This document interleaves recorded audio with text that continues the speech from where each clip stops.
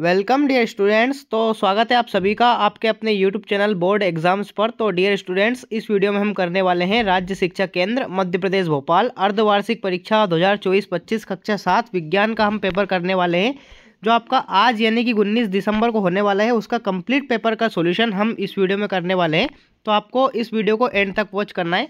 साथ ही मैं आपको बता दें कि आपने अगर हमारे यूट्यूब चैनल को अभी तक सब्सक्राइब नहीं किया है तो आप हमारे यूट्यूब चैनल को सब्सक्राइब कर लीजिए, ताकि आने वाले वीडियोस की नोटिफिकेशन जो है सबसे पहले आपको मिल जाएगी। चलिए शुरू करते हैं बिना किसी टाइम को वेस्ट किए। राज्य शिक्षा केंद्र मध्य प्रदेश भोपाल अर्धवार्षिक परीक्षा 2024-25 विषय विज्ञान कक्षा 7वीं का हम पेपर करने वाले हैं। पूर्णांक आपका 60 नंबर का ये पेपर रहने वाला है। समय आपको 2.5 घंटे का मिलने वाला है। ठीक है, चलिए देखते हैं।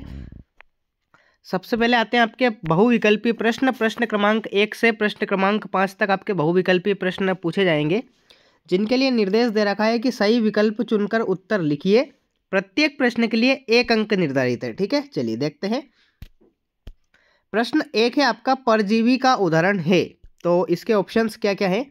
ए ऑप्शन है आपका सूरजमुखी, बी ऑप्शन है आपका गुलाब, सी ऑप्शन है आपका घटपर्णी और डी ऑप्शन है आपका अमरबेल। तो क्वेश्चन नंबर 1 में आपका राइट आंसर क्या जाएगा?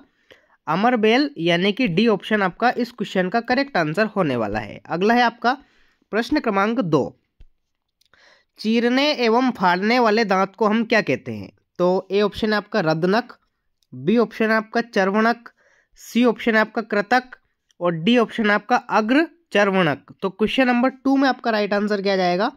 रदनक, यानी कि ए ऑप्शन आपका इस क्वेश्चन का करेक्ट आंसर होने वाला है।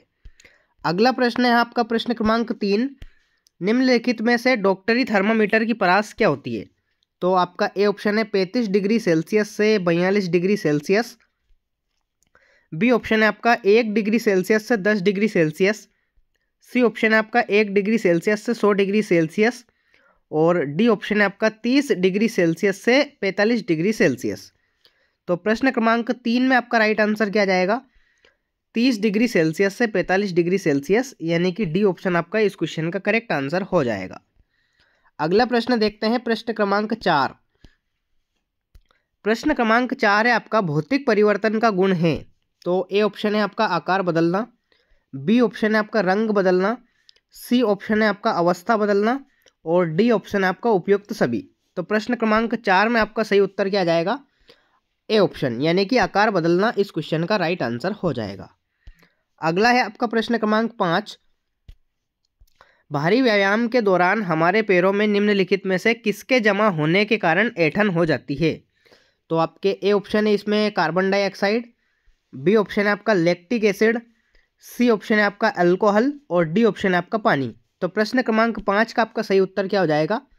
लैक्टिक एसिड, यानी कि बी ऑप्शन आपका इस क्वेश्चन का करेक्ट आंसर हो जाएगा। तो इस प्रकार से आपके जो बहुविकल्पीय प्रश्न है, यानी कि प्रश्न क्रमांक 1 से प्रश्न क्रमांक 5 तक, वो यहाँ पे कंप्लीट हो जाते हैं। एक बार और इनके आंसर मैं आपको बता देता हूँ। पहले में आपका राइट आंसर डी होने वाला है, दूसरे में आपका राइट आंसर ए होने वाला है, तीसरे में आपका राइट आंसर डी होने वाला है, चौथे में आपका राइट आंसर ए होने वाला है और पाँचवें में आपका राइट आंसर बी होने वाला है। तो इस प्रकार से आपके राइट आंसर्स इनमें होने वाले हैं प्रश्न क्रमांक 1 से प्रश्न क्रमांक 4 तक। चलिए अगला प्रश्न देखते हैं। प्रश्न क्रमांक 6 से प्रश्न क्रमांक 10 तक आते हैं आपके रिक्त स्थान। रिक्त स्थान के लिए निर्देश दे रखा है आपका कि नीचे दिए गए रिक्त स्थान की पूर्ति कीजिए। प्रत्येक प्रश्न के लिए 1 अंक निर्धारित है। ठीक है, चलिए देखते हैं। प्रश्न क्रमांक 6 है आपका प्रकाश संश्लेषण क्रिया में पादप वायुमंडल से रिक्त स्थान लेते हैं तथा ऑक्सीजन का उत्पादन करते हैं। तो प्रश्न क्रमांक 6 में आपका राइट आंसर आ जाएगा CO2, यानी कि कार्बन डाइऑक्साइड लेते हैं तथा ऑक्सीजन को उत्पादित करते हैं, यानी कि छोड़ते हैं। तो CO2 भी आप लिख सकते हैं या फिर पूरा नाम भी आप लिख सकते हैं इसका, कार्बन डाइऑक्साइड। अगला प्रश्न आता है आपका प्रश्न क्रमांक 7वां, सूर्य से पृथ्वी तक ऊष्मा के आने वाले प्रक्रम को रिक्त स्थान कहते हैं। तो सूर्य से पृथ्वी तक ऊष्मा के आने वाले प्रक्रम को विकिरण कहते हैं। क्या कहते हैं? विकिरण। ठीक है, विकिरण इस क्वेश्चन का करेक्ट आंसर हो जाएगा। अगला प्रश्न है आपका प्रश्न क्रमांक 8वां, हवा में आर्द्रता यानी कि नमी अधिक होने से लोहे पर रिक्त स्थान जल्दी लगती है। तो हवा में आर्द्रता नमी अधिक होने से लोहे पर जंग जल्दी लगती है। क्या लगती है? जंग। अगला प्रश्न है आपका प्रश्न क्रमांक 9, रक्त परिसंचरण तंत्र की खोज किसने की थी? तो इसमें आपका राइट आंसर आ जाएगा विलियम हार्वी। क्या जाएगा? William Harvey. ठीक है, विलियम हार्वी इस क्वेश्चन का करेक्ट आंसर हो जाएगा। अगला प्रश्न है आपका प्रश्न क्रमांक 10वां।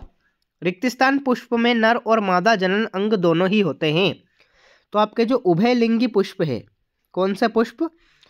उभयलिंगी पुष्प। तो उभयलिंगी पुष्प में नर और मादा जनन अंग दोनों ही होते हैं, तो उभयलिंगी पुष्प इस क्वेश्चन का राइट आंसर हो जाएगा। तो इस प्रकार से आपके रिक्त स्थान हो जाएंगे प्रश्न क्रमांक 6 से प्रश्न क्रमांक 10 तक। अगला प्रश्न आता है आपका अति लघुत्तरीय प्रश्न। प्रश्न क्रमांक 11 से प्रश्न क्रमांक 16 तक आते हैं आपके अति लघुत्तरीय प्रश्न, जिसके लिए निर्देश आपका दे रखा है कि नीचे दिए गए प्रश्नों के उत्तर एक शब्द एक वाक्य में लिखिए। प्रत्येक प्रश्न के लिए 2 अंक निर्धारित है। ठीक है, चलिए देखते हैं। प्रश्न क्रमांक 11वां है आपका मृत जीवी किसे कहते हैं। प्रश्न 12वां है आपका आहार नली को कितने भागों में बांटा जाता है। अगला है आपका प्रश्न 13वां ऊष्मा स्थानांतरण करने में चालन और संवहन की प्रक्रिया में अंतर बताइए। अगला है आपका प्रश्न क्रमांक 14वां जंग का आणविक सूत्र और रासायनिक नाम क्या है। अगला है आपका 15वां कोशिकीय शोषण किसे कहते हैं। प्रश्न क्रमांक 15वां यह हो जाएगा। और अगला है आपका प्रश्न क्रमांक 16वां निषेचन के पश्चात फूल में होने वाले कोई 2 परिवर्तन लिखिए। तो इस प्रकार से आपके जो अति लघुत्तरीय प्रश्न है, यानी कि प्रश्न क्रमांक 11 से प्रश्न क्रमांक 16 तक, वो यहाँ पे कंप्लीट हो जाते हैं। चलिए इनके उत्तर अपन देख लेते हैं। देखिए अति लघुत्तरीय प्रश्नों के उत्तर हम देख लेते हैं प्रश्न क्रमांक 11 से प्रश्न क्रमांक 16 तक। तो प्रश्न क्रमांक जो 11 है उसका उत्तर आपकी स्क्रीन पर है।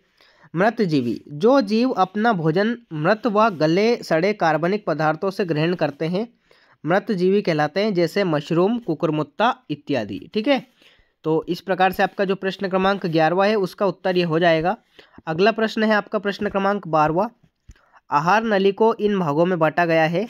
सबसे पहले आ जाता है आपका मुंह, उसके बाद आ जाएगा आपका ग्रसिका या गला, उसके बाद आएगा आपका ग्रास नली या भोजन नली, उसके बाद आ जाएगा आपका अमाशय, उसके बाद आपको लिखना है छोटी आंत, उसके बाद आपको लिखना है बड़ी आंत और अंत में आपको लिखना है मलाशय। ठीक है, तो ये आपका प्रश्न क्रमांक 12वें का उत्तर हो जाएगा। अगला प्रश्न देखते हैं प्रश्न क्रमांक 13वां ऊष्मा स्थानांतरण करने में चालन और संवहन की प्रक्रिया में अंतर। ठीक है, तो इस प्रकार से आपको प्रश्न क्रमांक 13वें का उत्तर ये लिखना है। ठीक है, प्रश्न क्रमांक 13 का उत्तर आपकी स्क्रीन पर है, 13वें का उत्तर आपको इसी प्रकार से लिखना है। अगला प्रश्न आता है आपका प्रश्न क्रमांक 14वां जंग का रासायनिक सूत्र आपको बताना है। तो आपका दे रखा है कि जंग का रासायनिक सूत्र Fe2O3.XH2O होता है और वायु के संपर्क में आने वाला आयरन वायु में ऑक्सीजन और नमी की साथ अभिक्रिया आपकी दे रखी है। ठीक है, तो इसको आपको इस सूत्र को याद करना है Fe2O3.XH2O। ठीक है, ये आपका राइट आंसर इसमें होने वाला है प्रश्न क्रमांक 14 में। अगला आता है आपका प्रश्न क्रमांक 15वां कोशिका शोषण किसे कहते हैं। ठीक है, तो आपका दे रखा है आपकी स्क्रीन पर इसका आंसर। प्रश्न क्रमांक 15वें का उत्तर ये हो जाएगा कोशिकीय शोषण किसे कहते हैं। तो इसका आंसर आपको इसी प्रकार से लिखना है। अगला प्रश्न आता है आपका प्रश्न क्रमांक 16वां निषेचन के पश्चात होने वाले कोई 2 परिवर्तन लिखिए। तो आपके 2 परिवर्तन दे रखे हैं। पहला है आपका अंडाशय बड़ा हो जाता है और फल बन जाता है, दूसरा है आपका बीजांड बीज बन जाता है। ठीक है, तो ये आपका क्वेश्चन नंबर 16 का उत्तर हो जाएगा। तो इस प्रकार से जो आपके अति लघुत्तरीय प्रश्न है, यानी कि प्रश्न क्रमांक 11 से प्रश्न क्रमांक 16 तक, वो यहाँ पे कंप्लीट हो जाते हैं। अब अगला प्रश्न देखते हैं। देख लिए अगला प्रश्न है आपका लघुत्तरीय प्रश्न। प्रश्न क्रमांक 17 से प्रश्न क्रमांक 22 तक आते हैं आपके लघुत्तरीय प्रश्न, जिनके लिए निर्देश दे रखा है आपका कि नीचे दिए गए प्रश्नों के उत्तर 30 से 40 शब्दों में लिखिए। प्रत्येक प्रश्न के लिए 3 अंक निर्धारित है। ठीक है, देख सकते हैं आप। तो प्रश्न 17वां है आपका कीड़भक्षी पादप किसे कहते हैं, उदाहरण सहित लिखिए। ये आपका प्रश्न क्रमांक 17वां है। प्रश्न 18वां है आपका प्रयोगशाला तापमापी तथा डॉक्टरी तापमापी में अंतर आपको लिखना है। ये आपका प्रश्न क्रमांक 18वां हो जाएगा। अगला आता है आपका प्रश्न क्रमांक 19वां। आपको 3 द्रव दिए हैं, जिनमें से एक संतरे का रस है, दूसरा चूने का पानी में एवं तीसरा शक्कर का पानी में विलयन है। आप हल्दी को सूचक के रूप में उपयोग करके उनकी प्रकृति का निर्धारण कैसे करेंगे। ये आपका प्रश्न क्रमांक 19वां हो जाएगा। अगला है आपका प्रश्न क्रमांक 20वां। प्रश्न क्रमांक 20वां है आपका, आप कैसे दिखाएंगे कि दूध का फटना एक रासायनिक परिवर्तन है। अगला आता है आपका प्रश्न क्रमांक 21वां, क्या होगा यदि रक्त में पट्टिकाणु यानी कि प्लेटलेट्स नहीं होंगे।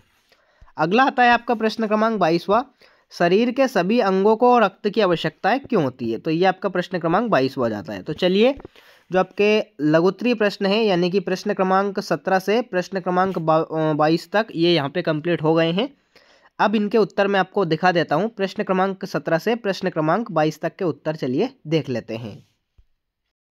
तो प्रश्न क्रमांक 17 का उत्तर आपकी स्क्रीन पर है। कीट भक्षी पादप किसे कहते हैं।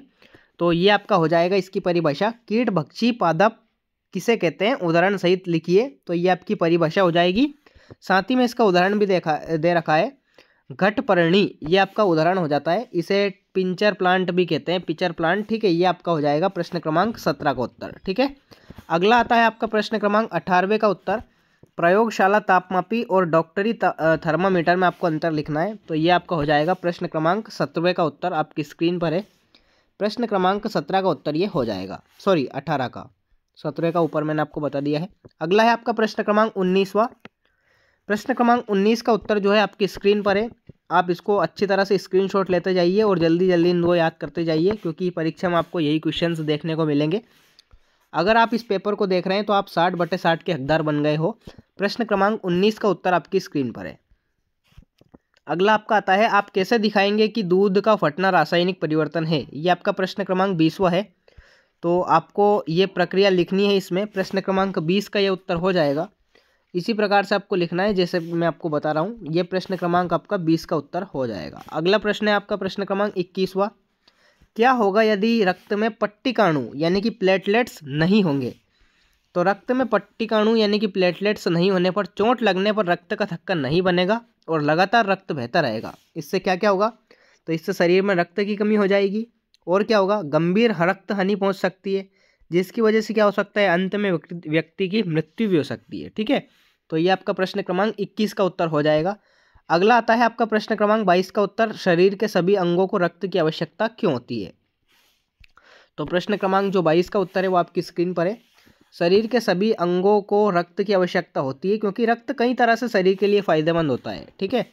रक्त में ऑक्सीजन और पोषक तत्व होते हैं जो शरीर के सभी अंगों तक पहुंचाए जाते हैं। इससे शरीर को ऊर्जा मिलती है और अंगों का कामकाज सही से होता रहता है। तो ये आपका प्रश्न क्रमांक 22वें का उत्तर हो जाएगा। तो आपके जो प्रश्न क्रमांक 17 से प्रश्न क्रमांक 22 तक जो लघुत्तरीय प्रश्न थे वो यहाँ पे कंप्लीट हो जाते हैं।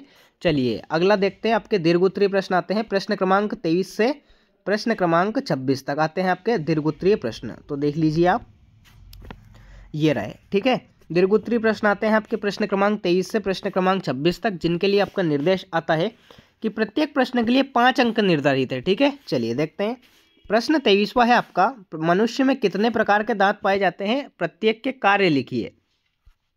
अगला प्रश्न है आपका प्रश्न 24वां, अम्ल वर्षा किसे कहते हैं। वर्षा जल में यहाँ अम्ल कहाँ से आता है तथा इससे क्या हानि पहुँचती है। प्रश्न 25वां है आपका, निम्नलिखित को परिभाषित कीजिए। पहला है आपका अंतः श्वसन, दूसरा है श्वसन दर। 26वां और अंतिम प्रश्न है आपका, पुष्प में निषेचन की प्रक्रिया का सचित्र वर्णन आपको करना है। तो इस प्रकार से आपका कंप्लीट पेपर हो जाता है। चलिए अब आपके जो दीर्घोत्तरीय प्रश्न है यानी कि प्रश्न क्रमांक 23 से प्रश्न क्रमांक 26 तक, इनके आंसर अपन देख लेते हैं। देखते हैं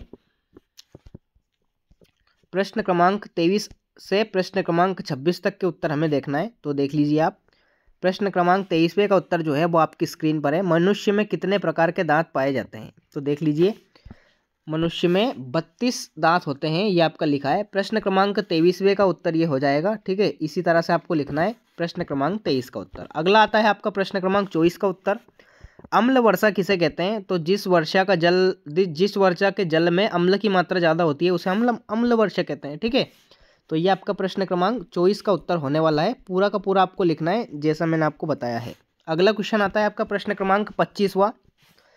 प्रश्न क्रमांक 25वां आपकी स्क्रीन पर है, ठीक है। 2 परिभाषाएं आपकी दे रखी थी, एक ये हो जाएगी और एक आपकी ये हो जाएगी, ठीक है। 2 परिभाषाएं हो जाएगी, एक अंतर श्वसन दर और एक ये वाली, ठीक है। दोनों की दोनों आपके सामने हैं।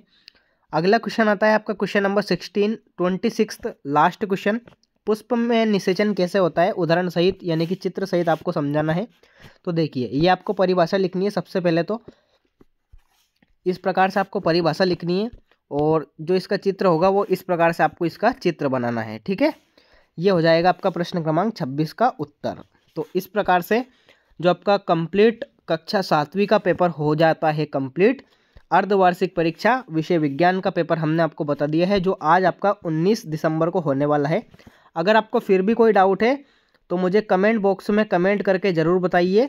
और आपको 60/60 इस पेपर से मिलने वाले हैं, क्योंकि ऐसे ही वीडियोस हम अपलोड करते रहते हैं। ठीक है, चलिए मिलते हैं अगले वीडियो में। तब तक के लिए टाटा बाय बाय, जय हिंद, वंदे मातरम।